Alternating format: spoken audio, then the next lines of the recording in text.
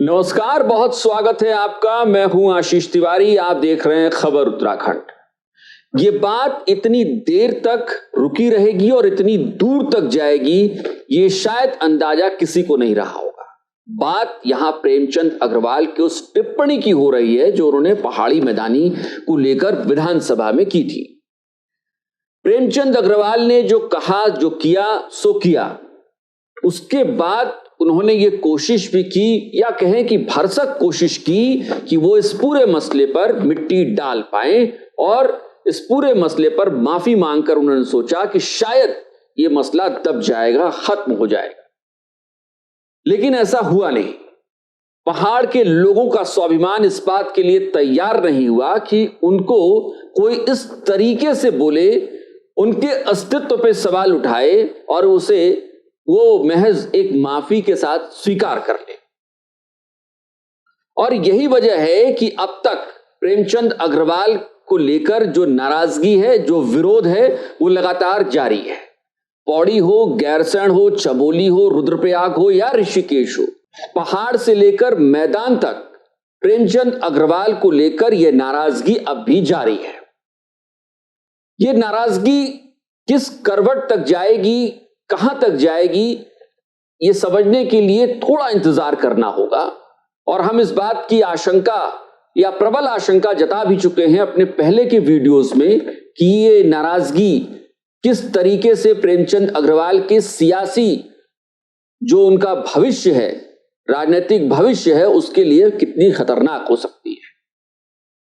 लेकिन इस पूरे मामले में अब महेंद्र भट्ट का जिक्र करना जरूरी है। महेंद्र भट्ट ने जिस तरीके से एक बयान दिया शुरुआती दौर में, उससे ऐसा लगा कि मानो वो ये चाहते हैं कि कोई भी इस मसले पर अगर बात करे तो उसके खिलाफ मुकदमा दर्ज करा दिया जाए।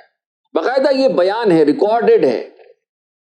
और उसके बाद ये साफ संदेश जा रहा था महेंद्र भट्ट की ओर से कि वो एक धमकी देना चाहते हैं कि पहाड़ के अस्तित्व पर सवाल उठाने वाले पर अगर कोई सवाल उठाया जाएगा तो उसके खिलाफ धमकी दी जाएगी।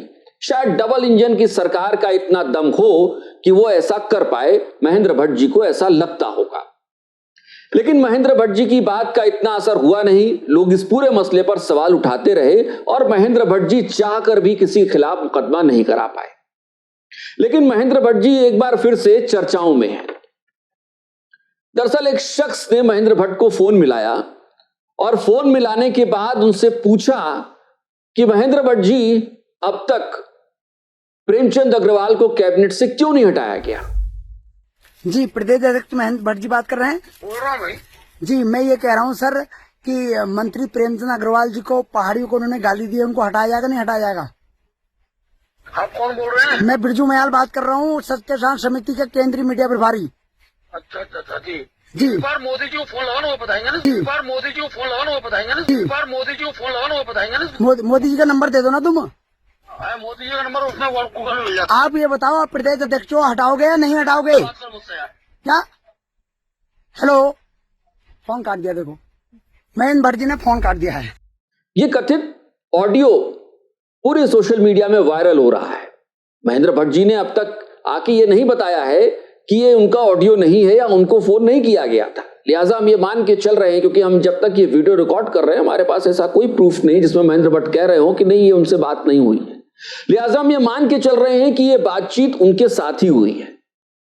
और महेंद्र भट्ट जी यहां पर जिस तरीके से उस शख्स को जवाब दे रहे हैं, उससे यह लग रहा है कि महेंद्र भट्ट जी ये बताना चाह रहे हैं कि उत्तराखंड में डबल इंजन की जो सरकार चल रही है, वो डबल इंजन की सरकार से ज्यादा रिमोट सरकार चल रही है। हम ऐसा क्यों कह रहे हैं? क्योंकि महेंद्र भट्ट साहब से जब वो शख्स पूछता है कि आपने अब तक प्रेमचंद अग्रवाल के खिलाफ कार्रवाई क्यों नहीं की, तो महेंद्र भट्ट साहब जानते हैं क्या कहते हैं? महेंद्र भट्ट साहब कहते हैं कि आप ये बात मोदी जी से पूछो। क्या महेंद्र भट्ट जी ये बताना चाहते हैं कि राज्य में यानी सूबे में जो भी काम हो रहे हैं वो सीधे प्रधानमंत्री नरेंद्र मोदी के कहने पर हो रहे हैं? क्या कैबिनेट से हटाने और रखने का काम सीधे प्रधानमंत्री नरेंद्र मोदी के ही कहने पे हो रहा है? महेंद्र भट्ट जी ये कहना चाहते हैं। एक प्रदेश अध्यक्ष होने के नाते क्या उनको इस तरीके से बोलना चाहिए था? यह बड़ा सवाल है। क्या उनको नहीं पता था कि पूछने वाला शख्स इसी उत्तराखंड का होगा? क्या उनको इस बात का आभास नहीं था कि यह सवाल एक शख्स उनको फोन करके पूछ रहा है, लेकिन पूछना तो हर नागरिक चाहता है इस राज्य का कि आपने प्रेमचंद अग्रवाल के खिलाफ अब तक कार्रवाई क्यों नहीं की, अब तक कैबिनेट से आपने उनको क्यों नहीं निकाला? तो क्या यह माना जाए कि महेंद्र भट्ट से जब यह पूछा जाएगा कि प्रेमचंद अग्रवाल के खिलाफ आपने कार्रवाई क्यों नहीं की, तो वो कहेंगे कि आप प्रधानमंत्री नरेंद्र मोदी से पूछिए। और बाकायदा इस ऑडियो में महेंद्र भट्ट ये भी कह रहे हैं कि प्रधानमंत्री नरेंद्र मोदी का नंबर आप गूगल से निकाल लीजिए। हैरानी की बात है, इतने गंभीर मसले पर बीजेपी सत्ताधारी दल के प्रदेश अध्यक्ष का ऐसा बयान जो ये कहे कि आप प्रधानमंत्री नरेंद्र मोदी से पूछिए, आप उनका नंबर गूगल से ले लीजिए। क्या प्रधानमंत्री नरेंद्र मोदी को लपेटे में लाना जरूरी था? क्या महेंद्र भट्ट का यह बयान बताता है कि इस मसले पर बीजेपी कितनी अगंभीर तरीके से काम कर रही है?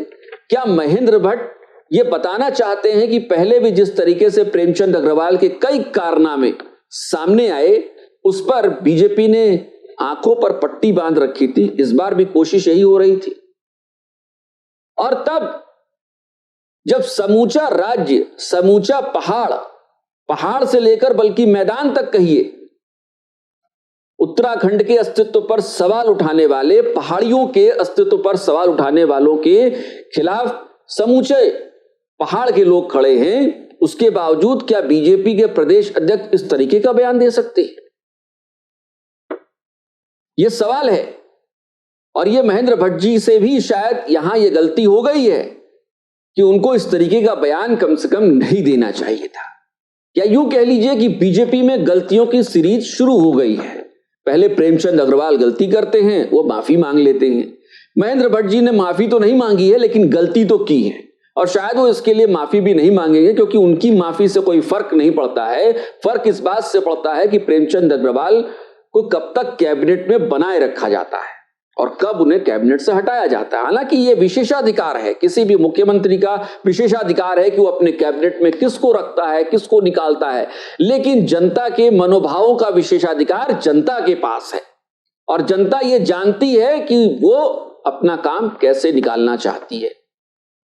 और भला हो इस पहाड़ की जनता का, जिसमें अब तक जिस तरीके की चिंगारी, जिस तरीके की आग राज्य आंदोलन के समय लगी हुई थी, कम से कम उसकी कोई तपिश फिलहाल तक बची हुई है। और यही वजह है कि आज जब हम 5 मार्च को ये वीडियो रिकॉर्ड कर रहे हैं, तो एक वीडियो नरेंद्र नेगी सिंह जी का वायरल हो रहा है, जिसमें ये कह रहे हैं कि गैरसैंण से आवाज उठेगी, पहाड़ी स्वाभिमान मोर्चे की आवाज उठेगी और प्रेमचंद अग्रवाल के खिलाफ आवाज उठेगी। गैरसैंण और आसपास की क्षेत्रीय जनता 6 मार्च 2025 को सवेर 10:30 बजे रामलीला मैदान गैरसैंण में पहाड़ी स्वाभिमान रैली को आयोजन करनी चाह। इस रैली में कैबिनेट मंत्री प्रेमचंद अग्रवाल का पहाड़ विरोधी बयान पर आक्रोशित पहाड़ी समाज मंत्री का त्याग पत्र की मांग उठा ली। सभी लोगों से निवेदन चाह कि पहाड़ी स्वाभिमान रैली में आप लोग अधिक से अधिक संख्या में भाग लेके अपनी पुरजोर मांग उत्तराखंड शासन प्रशासन तक पहुंचावा और स्वाभिमान बचावा। यानी गैरसैंण अब तक लोगों के दिलों में है, भले ही वो सियासत के केंद्र में ना हो, सियासत के दिल में ना हो, सिर्फ उस पर सियासत हो रही हो दिल से, लेकिन सियासत के दिल में गैरसैंण तो नहीं है। लेकिन पहाड़ की जनता के दिल में अब भी गैरसैंण है, और आवाज वहीं से उठाई जा रही है कि प्रेमचंद अग्रवाल के खिलाफ कार्रवाई कीजिए। लेकिन इस सब के बीच महेंद्र भट्ट ने जिस तरीके का बयान दिया है, क्या यह नाराजगी महेंद्र भट्ट को आने वाले समय में भारी पड़ सकती है?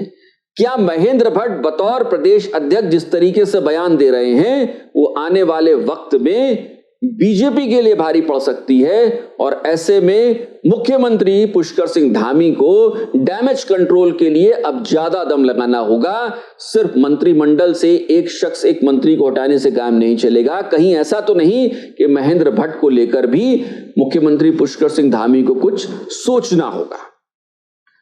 आप देख रहे थे खबर उत्तराखंड। उत्तराखंड की राजनीति से जुड़े तमाम खबरों के लिए हमारे चैनल को सब्सक्राइब करना मत भूलिएगा, बेल आइकन जरूर दबाइएगा। आपको क्या लगता है, क्या बीजेपी के लिए पनपी ये नाराजगी आने वाले वक्त में बीजेपी को भारी पड़ सकती है? क्या महेंद्र भट्ट का इस तरीके से प्रधानमंत्री नरेंद्र मोदी को इस पूरे झमेले में खींचना क्या सही था या कहीं कोई चूक हो गई है? कमेंट करके आप हमें जरूर बताइएगा। आज फिलहाल इतना ही। नमस्कार।